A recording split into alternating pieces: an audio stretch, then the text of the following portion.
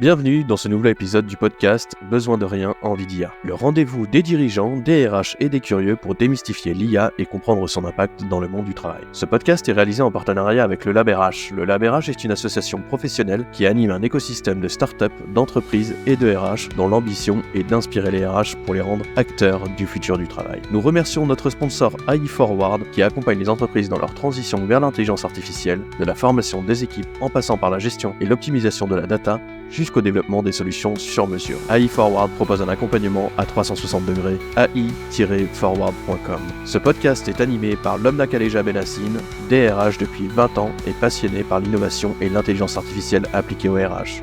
Bonne écoute à tous. Bon, eh bien bonjour.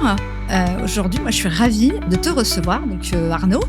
Arnaud, tu es le cofondateur d'une agence de communication et de transformation, donc bonjour. Bonjour Lomna, moi aussi je suis ravi d'être là. Écoute, pour la deuxième fois. Ah, on doit le dire? On peut le dire. D'accord. En totale transparence, du coup. En totale transparence. Donc voilà, aujourd'hui j'avais envie que tu viennes prendre le micro. On a plein de choses à se raconter.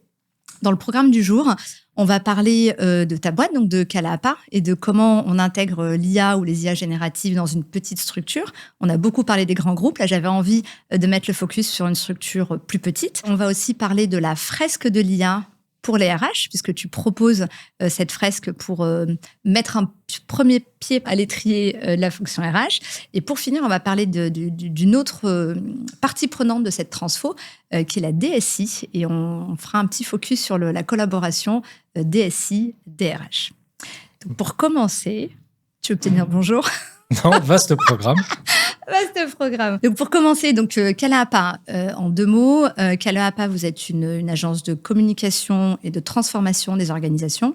Vous avez beaucoup accompagné les structures sur les questions de marque employeur, avec un focus assez particulier, puisque très innovant à l'époque, peut-être encore aujourd'hui, c'est que vous aviez à cœur d'aborder le sujet en intégrant toutes les parties prenantes, donc internes, mais aussi externes. Et c'était un petit peu votre marque de fabrique, si je ne dis pas de bêtises. Oui, tout à fait. En fait, à la base, l'agence s'est créée sur 3 pôles de communication. Donc, tout ce qui est communication classique, voilà, accompagner les entreprises pour développer leur part de marché en utilisant tous les outils de la communication. On a un pôle relations publiques et influence. Donc là, historiquement, canal historique, la relation avec les journalistes, mais aussi avec les influenceurs, donc blogueurs au départ, il y a longtemps. Ouais. Puis maintenant, les influenceurs, Instagrammeurs, Facebookers, YouTubeurs, podcasteurs, voilà. Et un troisième pôle, en fait, qui est mon métier d'origine, puisque j'ai démarré en fait en septembre 2000 chez Aurore SCG dans la partie marketing et communication RH, voilà. Donc moi, j'ai appris mon métier de communicant au service des ressources humaines. Ça fait 25 ans que je fais de la marque employeur. Un quart de siècle. Donc ça, c'était notre cœur de métier. Et en fait, par le truchement de rencontres, et notamment avec un client qui était à l'époque président de Créa France, donc une association qui développe la créativité en France. Donc ce client, c'était Édouard Le Maréchal, qui menait la première étude sur les digital natives, et nous, on s'occupait justement de la relation avec les journalistes pour promouvoir cette étude. Il nous a dit, venez, je pense que vous avez un potentiel pour être facilitateur et facilitatrice en intelligence collective et en créativité. Donc on s'est formé avec mon associé Cécile au métier de la facilitation en intelligence collective et en créativité, justement pour servir des objectifs de communication. Et c'est pour ça qu'on a créé la première méthode il y a 11 ans d'émergence des marques employeurs de nos clients en utilisant l'intelligence collective, c'est-à-dire une unité de lieu et de temps, parce qu'il y en a qui vendent de l'intelligence collective et c'est des focus group, c'est pas de l'intelligence collective. Pas la même chose. Voilà. On a affaire à un puriste. Voilà. Et donc, du coup, c'est une unité de lieu et de temps et c'est l'ensemble des parties prenantes, c'est-à-dire parties prenantes internes, mais aussi notre spécificité, c'est qu'on inclut dans le processus les parties prenantes externes qui peuvent être dans une marque employeur, les cabinets de recrutement qui ont une relation pérenne avec l'entreprise, ça va être les organismes de formation, qui sont tout le temps oubliés, mais qui pourtant participent au développement des compétences et à l'employabilité des collaborateurs. Donc, généralement, c'est quand même une des promesses souvent affichées dans les marques employeurs. Absolument. Et enfin, les partenaires fournisseurs qui ont une relation avec les collaborateurs et donc, du coup, qui vivent cette relation, et aussi les clients qui vivent au travers de l'expérience client l'expérience collaborateur, puisqu'il y a ce qu'on appelle la symétrie des attentions. Donc, c'est pour ça qu'on a une approche systémique de la marque employeur, et ça, il y a depuis 11 ans qu'on le pratique. Super. Écoute, merci pour cette belle introduction de ce que vous faites. Ce qui va m'intéresser maintenant, c'est que tu nous racontes un petit peu comment, au sein de l'agence, vous avez rencontré l'IA ou les IA génératives, ce que vous en avez fait, sachant qu'en tant qu'agence, au-delà de simplement changer les process, ça touche les métiers, mais ça touche aussi le business model, donc gros impact. Donc, comment on fait quand on a une petite structure et que l'IA nous tombe un petit peu dessus? Alors c'est ça, l'IA m'est tombée dessus en tout cas. Alors je vais dissocier l'histoire de l'agence de mon histoire avec l'IA, et après je vous ferai Le lien. le lien. En fait, en gros, moi je revenais d'une année sabbatique. Je suis parti de juillet 2022 à juillet 2023. J'ai tout coupé, voilà, notamment les réseaux sociaux et notamment les réseaux sociaux professionnels, donc LinkedIn. Et je reprends fin juin 2023. Je rallume mon LinkedIn après un an, voilà. Et en fait, je me prends de plein fouet l'arrivée de l'IA générative avec 6 mois de retard, parce qu'en fait, en gros, il y avait déjà 6 mois d'historique. Et donc, c'est la découverte, en fait, a posteriori. C'est Hibernatus. Ouais, c'est Tout ça. le monde n'aura pas la C'est ref, ça. mais c'est un petit peu ça. C'est exactement ça. Je ressors de mon congèle. Et donc, du coup, je découvre ça, et je le découvre avec un regard à l'époque, donc c'est juin 2023, où la plupart des posts étaient voici des prompts pour avoir des idées créatives. Et en tant que facilitateur en intelligence collective et en créativité, qui est quand même une de mes grosses spécificités, mais en fait, je découvre ça, je me dis, ouais, commencer à avoir des prompts pour les idées créatives, etc. Et donc, du coup, je commence à étudier. Tu commences à sortir les crocs. Non, j'étudie. Et en fait, je fais comme tout le monde. En fait, le constat que l'IA générative nourrit notre fainéantise humaine. En fait, si tu as le choix entre te prendre la tête pendant 2 jours ou le confier, déléguer et le faire en 10 secondes, en fait, il y a pas. L'humain est feignant. Et encore une fois, la nature est feignante, puisque même chez les animaux, ils font le calcul entre l'énergie qu'il faut dépenser pour atteindre l'objectif et ce que ça va leur apporter. Donc, ils sont dans une nature héroïste. Notre cerveau, c'est pareil. Nos comportements, ce sont les mêmes. Donc, en fait, c'est de se dire, OK, on va être feignant. On va déléguer. Mais est-ce que c'est grave d'être fainéant?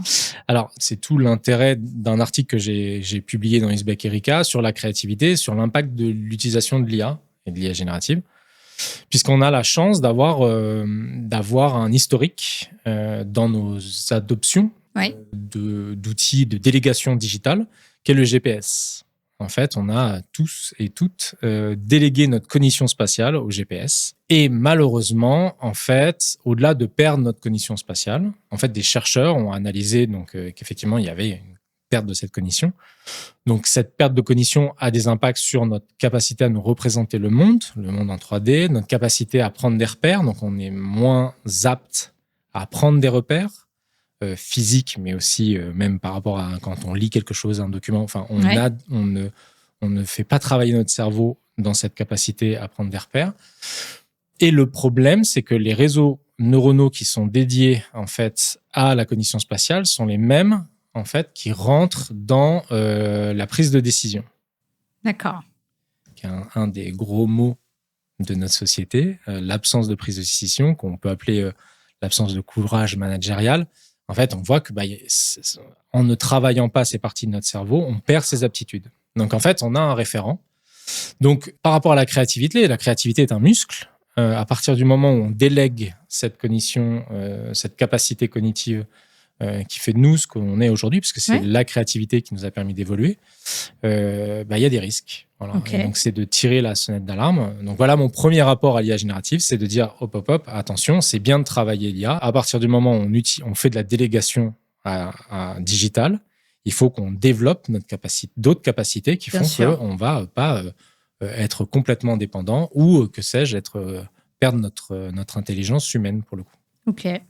Donc jusque-là, je te suis. Alors donc, ça, c'est mon premier rapport. Voilà. Donc déconnexion, t'allumes, le monde a changé, voilà, on a changé d'époque, de siècle. Ouais. Donc d'un côté, tu trouves ça génial parce que tu te rends compte qu'il y a un potentiel assez impressionnant. Ouais. De l'autre, tu mets quand même le doigt sur les gros warnings. C'est ça. Notamment effectivement sur nos capacités intellectuelles. Je fais un gros raccourci, c'est ça. Exactement. Ensuite, comment tu fais la bascule entre toi et toi, le patron d'une agence? L'agence, elle l'utilisait déjà, en fait. De manière épisodique, avait déjà testé, etc. Donc, en fait, avec mon associé Cécile, on a décidé de passer par une formation. Donc, on avait dans notre réseau Mathieu Sabourin de DarkSab qui Je vois bien. Voilà, connaissez notre métier. C'est Donc, un en vrai fait, atout. ouais, ça aide. Et donc, du coup, on a pris une formation pour l'ensemble de l'équipe. Voilà, donc Ouais. nous, on est une TPE. Donc, voilà. Conscient aussi que il y a une partie de délégation, en fait, dans nos métiers. Et on délègue la production, délègue de trouver des idées. Il y a une délégation qui est faite aux agences. Donc, en fait, il y a un moment donné, il faut qu'on soit force de proposition, qu'on ait une vraie valeur ajoutée, donc du coup qu'on maîtrise ce que peut proposer l'IA, Oui, et nous qu'on apporte quelque chose de en plus. plus, bien Voilà, sûr. donc il fallait qu'on soit formé. Ok. Ça On s'est formé, ça n'a pas été une adoption quotidienne, n'a pas été massif. ouais, dès le début. Très rapidement, on l'a utilisé pour tout ce qui est production sur les réseaux sociaux, contenu, etc. L'analyse de documents, voilà. Et de plus en plus, c'est devenu en fait un schéma. Qu'est-ce qu'on peut faire avec l'IA? Qu'est-ce qu'on peut déléguer? Quels sont les garde-fous à avoir? Qu'est-ce qui nous permet d'aller plus vite, plus loin? Ok. Voilà. Donc c'est devenu aujourd'hui, on l'utilise tous et toutes quotidiennement. Donc, ce que je comprends, c'est que après la formation, c'est un peu le sujet où souvent les gens sont formés. Après, il y a ceux qui s'y intéressent et se l'approprient, et il y a ceux qui vont pas. Donc, de ce que je comprends, ça a été un travail un peu collaboratif où chacun y a mis du sien avec une vraie réflexion qu'elle ait été formalisée ou non, voilà, par rapport à mon job, mes missions. Qu'est-ce que je peux déléguer? Qu'est-ce que je garde? Donc ça, c'est un travail que vous avez fait de façon plus ou moins informelle. Et aujourd'hui, vous êtes au clair sur ce que vous gardez, vous, en mode 100% humain, ce que vous faites en étant augmenté ou aidé par l'IA, et ce que vous confiez à une IA. Ouais. C'est bien ça? C'est ça, et c'est évolutif, en fait, encore Bien une fois, sûr. par rapport à la puissance des modèles. Ouais. Je te reprends un exemple, mais nous, dans la facilitation en intelligence collective, on utilise nos fameux post-it. Oui. Et ça prenait un temps de dingue. Alors, la parade, c'était souvent, en tout cas les facilitateurs, la parade, c'était de faire d'avoir un support pendant l'atelier digital. Donc un mural, un miro, peu importe, un klaxoon, ok. Ce qui est hyper intéressant parce que on garde la matière, que pour faire un compte-rendu, il y a juste faire un export. Franchement, c'est plus facile. C'est easy. Le problème, c'est que ça crée une dynamique qui va un peu à l'envers, à l'encontre, on va dire, de ce qu'on veut faire quand on fait de l'intelligence collective, puisque les gens se retrouvent avec un écran, et donc du coup, c'est pas du tout le même rapport. Ok. Au début, quand on prenait des photos et qu'on demandait à un chat GPT de nous faire la retranscription des post-it, c'était fallait repasser dessus en long, en large, en travers. Ouais. Même avec des photos de très bonne qualité, aujourd'hui, c'est juste hallucinant, quoi. Ouais, faut quand même vérifier. Mais c'est vrai qu'il y a très peu de repasse dessus, de rédiger les post-it à la main. Il est d'une puissance, quand on lui demande de faire des clusterisations, donc il est juste hallucinant, que ça soit des clusters par thème, ou que ça soit des clusters transverses. Donc, tu sais, le cluster à thème, c'est on va mettre toutes les chaussettes ensemble, et tous les t-shirts ensemble, tous les pantalons ensemble. Ça, c'est des thèmes. C'est ça ton job? Exactement. Je savais pas. C'est trop simple. J'adore ton job. Ça, c'est la clusterisation par thème. Okay. Et après, tu as les clusterisations transverses, en gros, ou donc d'association. L'idée, c'est que tu associes, tu dis, par exemple, telle tenue, donc ce serait telle typologie de chaussettes avec tel pantalon, tel t-shirt. Et ça, c'est associatif, c'est transverse. Ce qui est intéressant, c'est de se dire, alors moi, je l'ai beaucoup travaillé sur la partie RH, avec tous les cas d'usage RH possibles et imaginables. Effectivement, je ne m'étais pas vraiment posé la question de ce qu'on pouvait en faire en termes de, sur tout ce qui est atelier d'intelligence collective, puisque le principe même de ces ateliers, c'est le collectif, c'est la dynamique de groupe, c'est le... Voilà, et se dire qu'effectivement, l'IA générative peut être un vrai support pour que toi, en tant que facilitateur, tu puisses passer plus de temps avec le groupe et être plus en présence. Effectivement, c'est un joli cas d'usage que tu nous partages là. Ça nous aide en amont, pendant et après l'atelier. Enfin, il y a une nouvelle équation à trouver avec. Ok. C'est intéressant. Donc voilà, ça s'est fait au fur et à mesure, et aujourd'hui, effectivement, on l'utilise quotidiennement. Quasiment tous au sein de l'agence. Alors, on va passer à la suite, si tu veux bien. Mhm. Donc, ça fait une bonne quinzaine d'années, je crois, que vous accompagnez les équipes RH et les directions RH sur leurs projets de communication et de transformation. Ouais. Qu'est-ce que tu peux me dire du rapport de la fonction RH avec la transfo? Il y a eu la transformation digitale, la transformation culturelle, on a eu la crise du Covid. Voilà. Qu'est-ce que tu peux nous dire de ce que toi, tu as vécu et accompagné? Voilà. Qu'est-ce que tu peux nous dire sur ce point-là? C'est une population qui est très souvent sollicitée pour être en charge des transformations. Ça, c'est un peu, OK, il y a une transfo, allez, c'est pour la DRH. Je résume. Ce qui en fait un acteur principal, mais qui est un peu contre-intuitif avec la fonction initiale des RH, qui est un peu le gardien du droit du travail au sein de l'organisation. Voilà, si je résume. On parle de typologie. Dans la communication, tu vas avoir des profils qui sont plutôt idéateurs, qui aiment proposer des solutions, qui sont plus aptes qui ont une plus grande tolérance dans la population face à l'ambiguïté, à l'incertitude, à la complexité. Voilà, ils sont plus tolérants, donc c'est des situations qu'ils vont rechercher dans leur métier. Ok. Les profils RH sont plutôt, en général, même si j'aime pas faire des généralités, mais ont plutôt un profil sécuritaire, plutôt conservateur. C'est vrai. Donc ils sont quand tu prends dans l'échelle de la transformation, tu as les innovateurs, les early adopteurs, la majorité pragmatique, et après tu as la majorité conservatrice, puis tu as les réfractaires. Oh pétard, on est juste avant les réfractaires, c'est ça que je suis en train de comprendre. Là, une grande majorité, oui, encore une fois, mais parce que le métier l'exige, et donc du coup ça attire des gens qui ont cette typologie appétence-là. Voilà. Complètement. Et puis on rigole pas, autant à la com, on peut se planter sur un truc, autant quand tu travailles sur le droit humain. Du travail, c'est moins funky et tu as moins de droit à l'erreur. Tu as moins de marge de... Exactement. Ok. Donc, de ce fait, une transformation, quand elle vient bousculer la population RH, on va avoir cette courbe de Rogers, donc la courbe de l'innovation, qui va être plutôt orientée sur une très grande majorité de conservateurs et de majorité pragmatique. La majorité pragmatique, en fait, elle attend un retour d'expérience des early adopters avant de se décider. Voilà. Et après, c'est un peu à l'image des Français. Oui. Parce il faudrait voir un comparatif des RH dans le monde ou dans l'Europe. Moi, je connais que les RH français. Et donc, du coup, c'est un peu à l'image des Français dans leur rapport à l'innovation, à l'adoption des usages. Complètement. Quand tu regardes l'adoption des mobiles, en gros, on a été les derniers d'Europe à acquérir des mobiles. D'accord. Et en fait, pratiquement en 1 an, on fait la bascule, c'est-à-dire qu'on passe tous sur mobile et on devient le premier pays équipé de smartphones. D'accord, ok. Tu prends la DSL, l'Internet, c'est la même chose. Oh, la DSL, j'ai pas entendu ce mot-là depuis. Bah ouais, mais ça, c'est les vieux, voilà. En gros, c'est la même chose. En fait, on est les derniers d'Europe en termes d'équipement à la maison, justement, d'accès à Internet. Et on bascule, on devient majoritaire en Europe. En fait, on bascule à quel moment? On bascule quand d'autres ont fait le pas et on s'est rendu compte que c'était safe, quand les contours légaux, éthiques, etc. sont gérés, quand on a un minimum, quand il y a un filet de sécurité et quand le terrain est balisé, le chemin est balisé. Exactement. J'ai l'impression que c'est là qu'on y va. C'est ça. Ok. Donc, les différentes transformations, moi, j'en ai vécu plusieurs qui concernent les RH dans mon métier. Moi, j'ai démarré, j'étais web planner, donc en fait, en gros, je construisais... T'étais web planner. Web planner. J'ai bien fait de venir.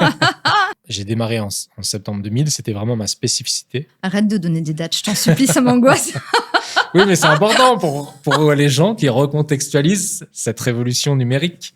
On va perdre tous les Gen Z. En fait, historiquement, les RH passaient dans la presse pour recruter et ça a mis énormément de temps, malgré les recommandations, les préconisations qu'on faisait pour passer sur le digital. Alors que les coûts par rapport à la presse, c'était pareil. Un rapport de 8 pour 2, même chose. C'est là où j'ai découvert que les RH ont vraiment besoin d'être rassurés sur ça. Et de plus avoir le choix. Ouais, et d'être quasiment, un peu au pied du mur. Quasiment, il y a ce qu'on appelle un peu l'effet de mode, c'est-à-dire une fois que ton concurrent dans ton réseau y est, il y a un côté il faut y être. Et ça, je l'ai vécu la deuxième transformation. Donc là, c'est quand les réseaux sociaux sont apparus. Moi, j'ai eu la chance d'avoir été invité sur le projet par Laurent Brouat et Jean-Christophe Hanna. On a co-créé ensemble la première conférences de recrutement via les médias sociaux, donc RMS Conférences. Et c'est pareil, au départ, c'était que quelques DRH qui osaient utiliser le recrutement sur les réseaux sociaux, de prendre conscience en fait de la puissance des réseaux sociaux, justement pour en faire une arme dans l'attractivité.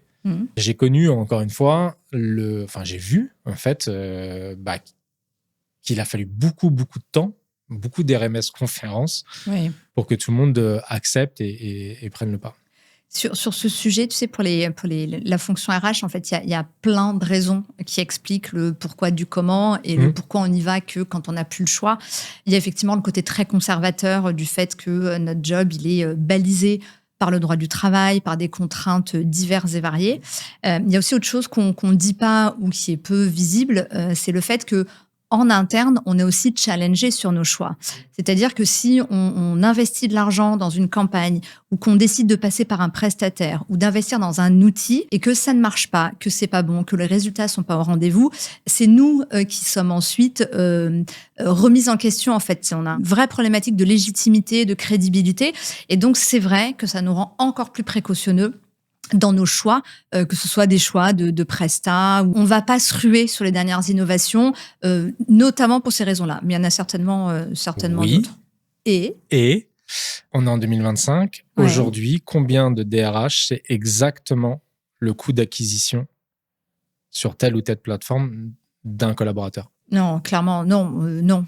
En fait, tu parles à un directeur marketing. Ouais, mais data et RH, je te l'apprends pas. On fait des efforts, hein. Il y a de gros efforts qui sont faits. Ouais, mais la prise de conscience que la data, c'est la base, elle est toute nouvelle, hein. On n'y est pas encore, hein. Ouais, et c'est pour ça que je dis en fait oui. Et d'un autre côté, sur quoi la population RH se positionne, parce qu'encore une fois, il y a alors, dans les très grosses entreprises, bien évidemment, mais ça a mis énormément de temps. Je suis d'accord. Énormément de temps. On est en retard sur la data, donc, je te l'accorde. Donc en fait, moi, j'entends le côté ultra sécuritaire, mais en fait, il faut avoir les outils pour pouvoir le faire. C'est-à-dire qu'il faut comprendre d'où vient. Ah bah oui. D'où le fait qu'il y a un côté, en gros, si j'ai pas les résultats, vu que tout le monde est sur Monster, aujourd'hui. Alors, il y a eu la mode Facebook. Aujourd'hui, tout le monde a abandonné Facebook. On est tous sur LinkedIn. En fait, on viendra. Tu t'achètes une assurance en étant chez le leader, et pas forcément parce qu'il t'apporte des retours. C'est juste qu'en fait, tu seras inattaquable sur le fait de dire. Sur ton choix, voilà. Absolument. Bon, moi, je voudrais qu'on parle de la fresque. Ouais. Hein, parce que c'est pas tout. Mais est-ce que tu veux bien nous parler de la fresque de l'IA pour les RH, la genèse du projet, le pourquoi, le comment? Voilà. En fait, en gros, nous, on accompagne les DRH dans leur transformation, donc qui peuvent être des transformations de déménagement de siège, qui peuvent être renégocier des accords sur les accords du travail, voilà. Bien sûr. De l'adoption de nouveaux comportements, nouveaux usages, de nouveaux outils, voilà, ça c'est au sens large.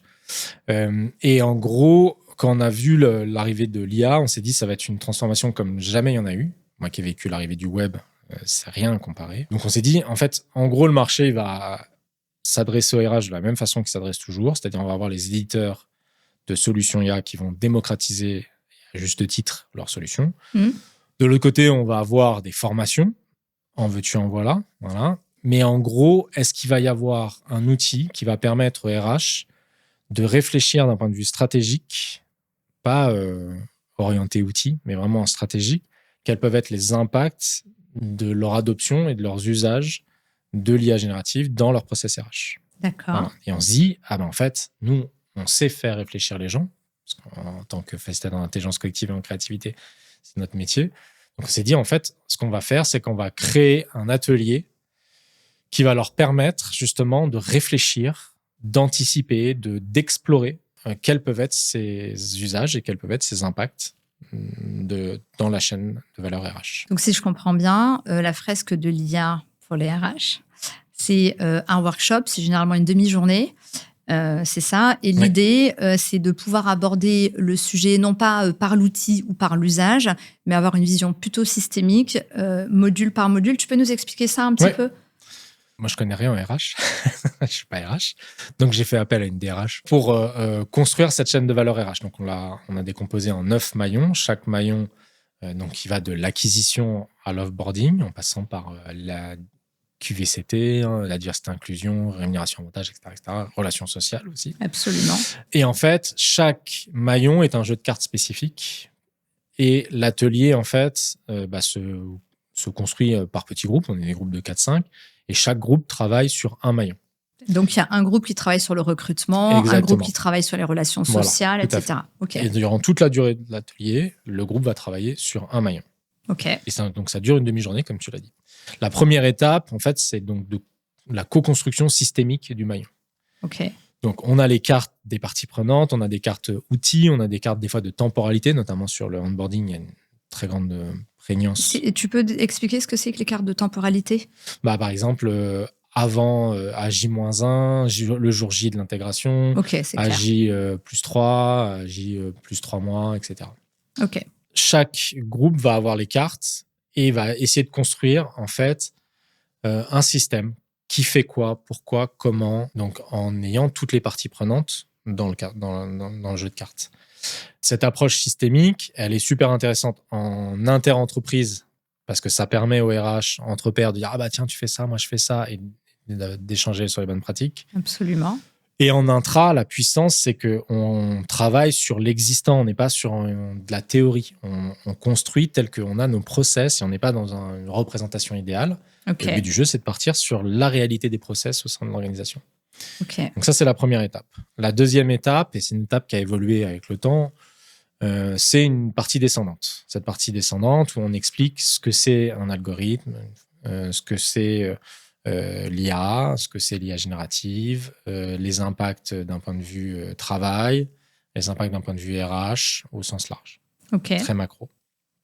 Ça dure à peu près 30 à 40 minutes aussi. Ça évolue parce que là aussi, l'acculturation des RH a évolué. Donc nous, on s'adapte en fonction du niveau.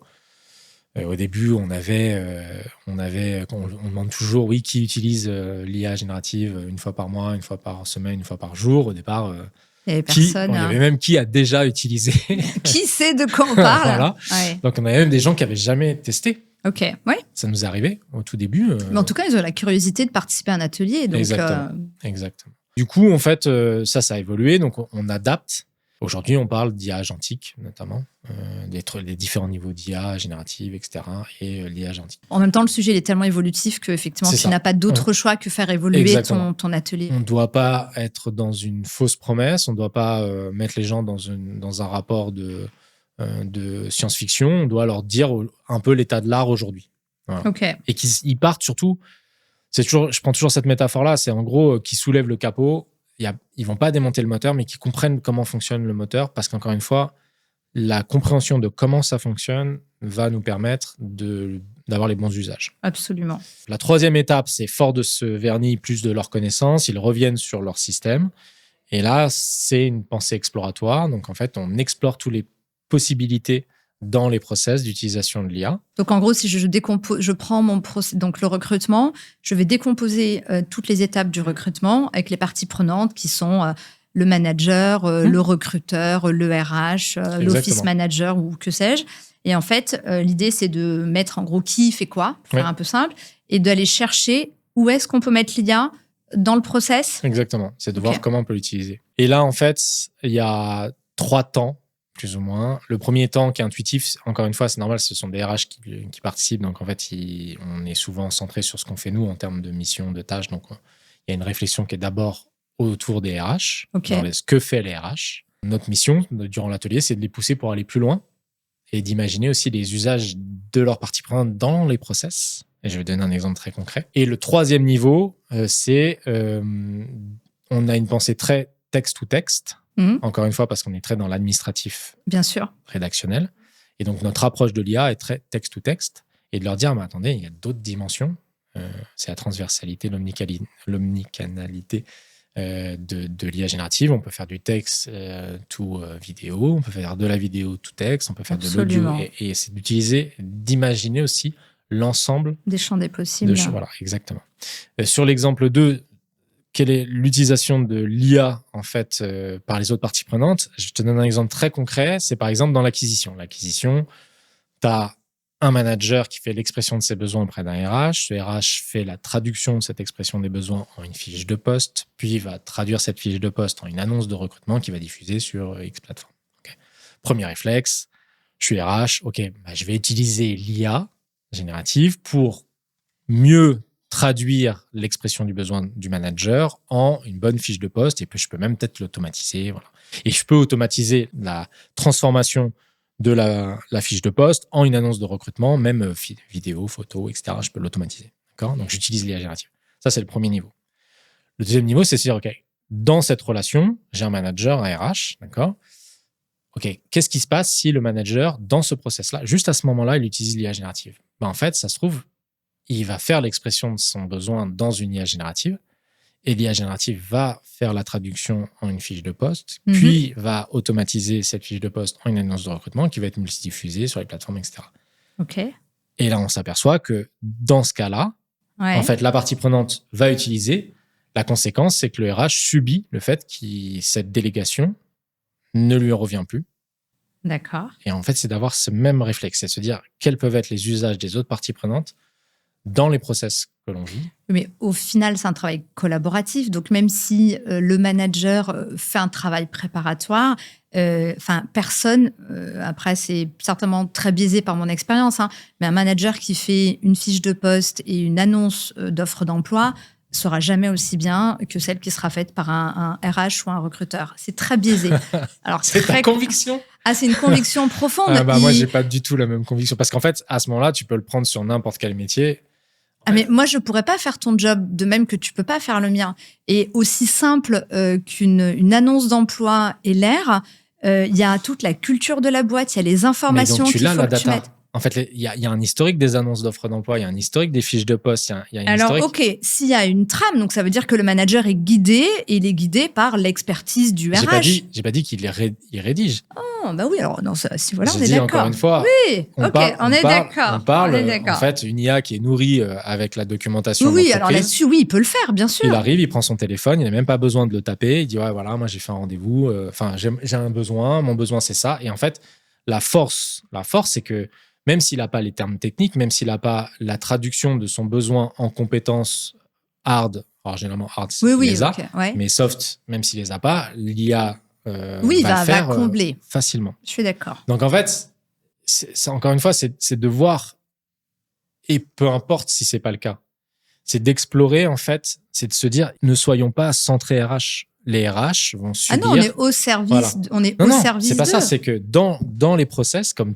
tout à chacun, on est tous dans un système, et que à la fois tu es toi garant de ce que tu as envie de faire, et tu vas subir des usages des autres. Et donc c'est d'imaginer ça. On est interdépendants de toute façon, et on n'a pas le choix. Donc il faut apprendre effectivement à gérer ces nouvelles situations, ces nouveaux usages, ces transferts de responsabilité.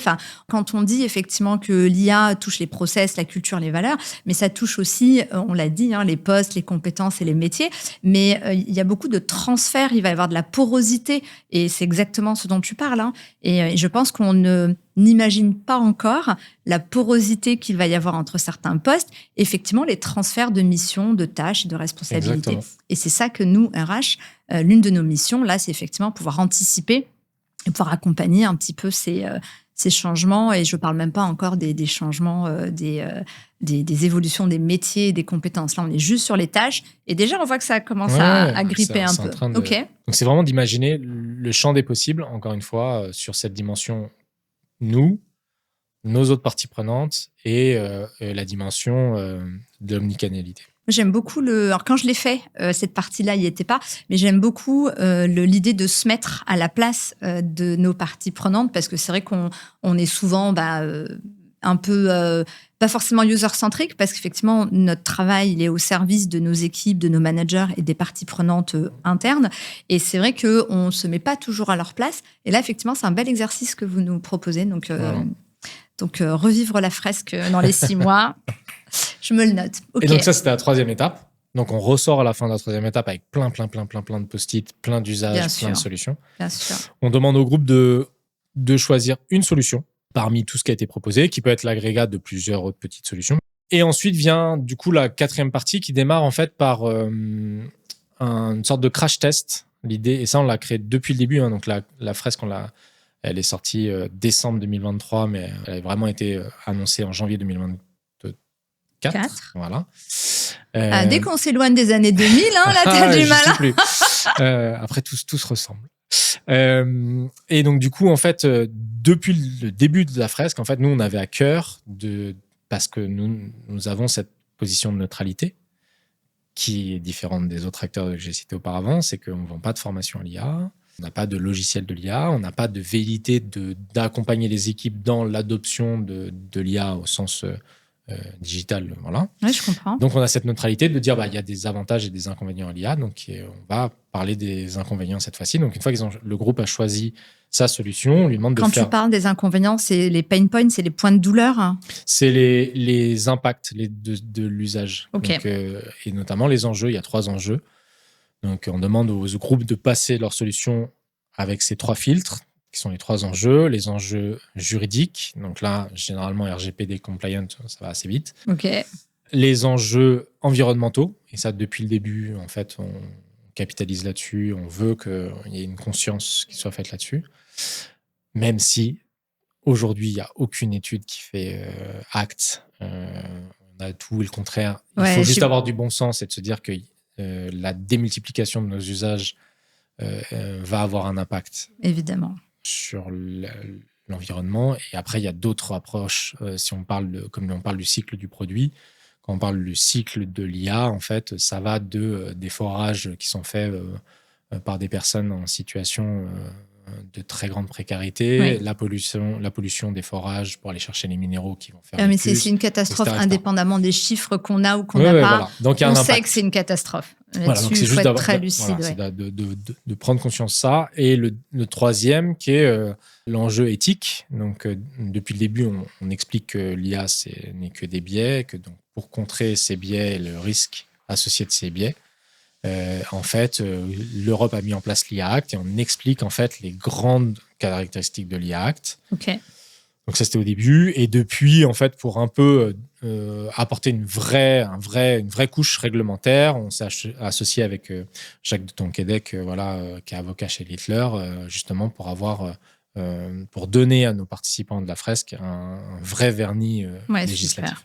Ok. Une fois qu'ils ont passé le crash test, en fait, ils doivent justement voir s'ils modifient la solution. Donc, on a des groupes, c'est très variable. Hein. On a des groupes qui abandonnent la solution parce que les enjeux ça passe pas. On a des groupes qui disent on s'en fiche. Voilà.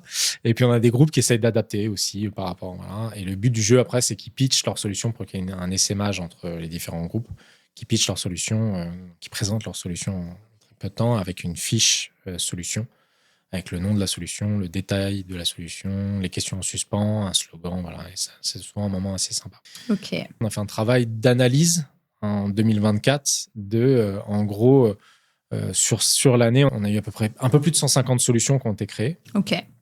Voilà, on a fait, je crois, 22 fresques sur l'année avec 1200 DRH et RH.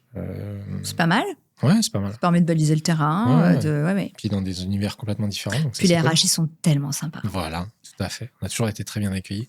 Mais donc, du coup, on s'est dit, ce serait intéressant, non pas d'avoir une approche solutionniste, parce qu'encore une fois, c'est pas l'objet de la fresque, mais par contre, d'essayer de comprendre quelles sont les attentes. Parce qu'en fait, quand on demande... c'est la partie que j'ai eu du mal à capter. Vas-y, à toi de jouer.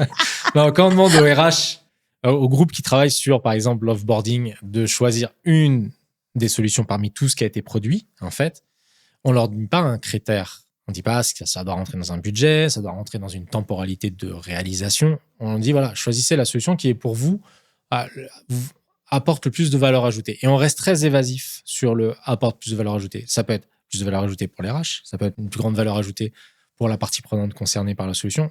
Okay. On reste évasif. Vous donnez un cadre qui est suffisamment large pour que chacun puisse trouver en gros ses critères c'est et ce qu'il aimerait. Se c'est un peu la solution coup de cœur au regard de ce qu'ils ont envie. Et donc du coup, le choix il se fait par rapport aux attentes en fait. C'est qu'est-ce que j'attends de l'IA parmi tout ce qu'on a exploré. Qu'est-ce que j'attends le plus de l'IA? Ok, super. Et donc, du coup, on a fait ce petit panorama pour voir un peu les tendances qui émergeaient. Ah, je les attendais, celles-là, parce qu'effectivement, ça fait partie des sujets que je voulais qu'on aborde. Oui. 22 fresques, 1500 ou 1200, je ne sais plus. 1200 DRH 1200, en 2024, c'est mon côté marseillais, j'arrondis toujours un peu.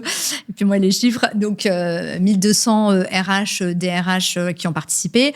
Effectivement, de la matière, vous en avez eu, plein d'idées, plein de questionnements, etc. Et vous en avez ressorti 5 grandes tendances. Ouais. Et du coup, je suis ravie que tu puisses nous raconter. Alors, on pourrait faire une émission entière sur les 5, donc je vais essayer d'être très synthétique.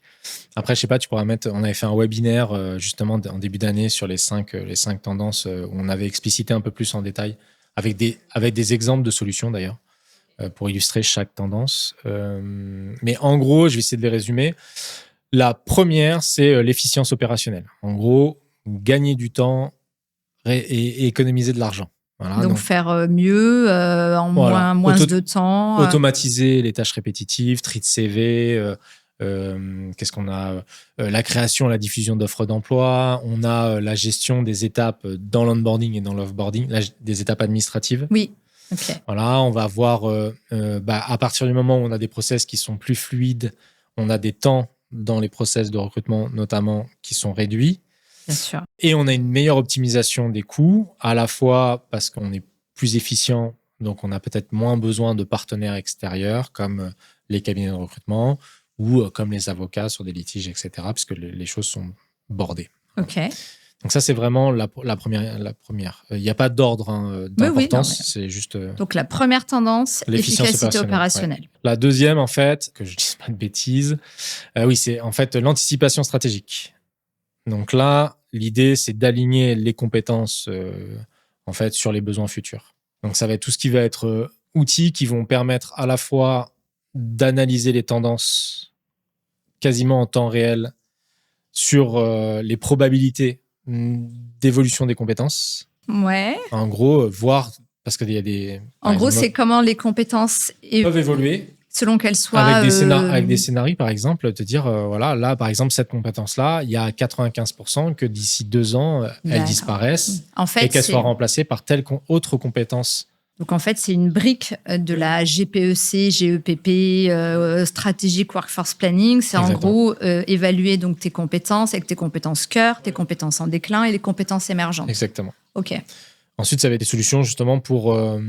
toujours dans la prédiction, d'essayer de voir en fait quelle va être ta planification sur les successions, la mobilité interne. Vrai sujet, ok, voilà. Très bien.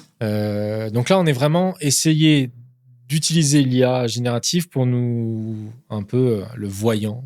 Ok. Sens, non, mais très bien. Faire du prédictif. Voilà, faire du prédictif sur, encore une fois, aligner les compétences en fait sur les besoins futurs. Ça, c'est vraiment... Donc, on est sur l'anticipation stratégique. Très bien. Le troisième item, c'est tout ce qui va être équité et inclusion. OK. Voilà. Donc, c'est comment faire en sorte que les process soient le moins biaisés possible, en gros. OK. Si je dois le résumer. Avec à la fois de l'analyse, par exemple, en temps entre l'écart entre ce qu'on devrait ou on devrait être et la réalité avec des recommandations pour combler l'écart. Ça va être le masquage des informations sensibles, photos, nom de famille, date de naissance, etc. Donc automatiser ça, voilà, ça c'est des exemples.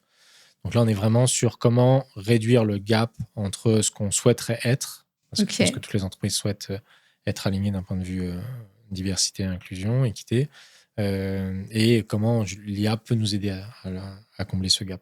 Donc ça, c'est la troisième tendance. Troisième tendance. La quatrième tendance, c'est sur permettre en fait d'avoir un environnement de travail RH innovant et attrayant. OK. Donc là, on va travailler sur comment, on va dire, faire en sorte que la marque employeur puisse être renforcée dans tous les messages. Donc, par exemple, comment on automatise tous les messages en ayant une déclinaison de la marque employeur. Tout doit être fait, voilà, et ça, c'est automatisé. Ça va être aussi l'analyse des signaux faibles, en fait, de mal-être. OK. Et donc, à chaque fois, des recommandations. Bien sûr. Voilà, donc là, dans les grands traits, c'est comment on fait en sorte d'avoir un environnement RH innovant, attrayant. Ok. Et la 5e tendance, c'est en fait de répondre à la personnalisation, aux attentes de personnalisation, notamment dans les parcours individualisés, dans les formations. Aujourd'hui, en fait, donc c'est des solutions qui sont au service de la personnalisation dans la relation, qu'il soit manager et collaborateurs, mais aussi RH et l'ensemble des parties prenantes. Comment on fait pour personnaliser? Ça, pour moi, honnêtement, pour moi, c'est le sujet, enfin, l'un des gros sujets clés. Et je prends souvent l'exemple du lait, où quand on était petit, alors pas dans les années 2000, mais peut-être avant, quand on demandait du lait, il y avait du lait. Et maintenant, il y a du lait de vache, du lait de brebis, il y a les laits végétaux, il y a les laits sans lactose, etc. Et en fait, l'industrie du lait n'a pas considéré ses consommateurs comme une masse unique à qui on propose un lait, mais comme des groupes à qui on propose différents types de lait.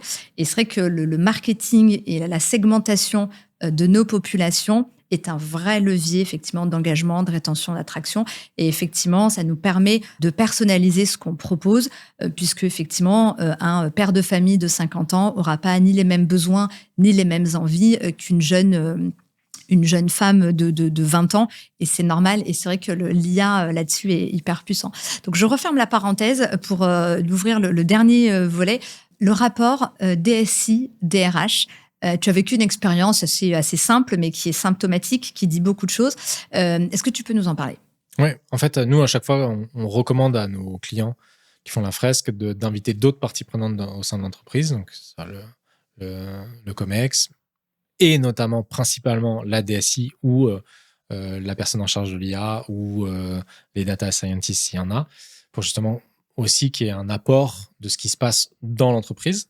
Et ça a été fait au conseil départemental 06, on avait la coach IA qui était présente et c'était top. On a eu aussi France Travail, on a fait la direction nationale de France Travail, c'était 90 personnes, et il y avait les membres en fait de l'équipe data qui étaient présents. Super. Et lors d'un accompagnement d'une entreprise, en fait, il y avait le responsable de la DSI.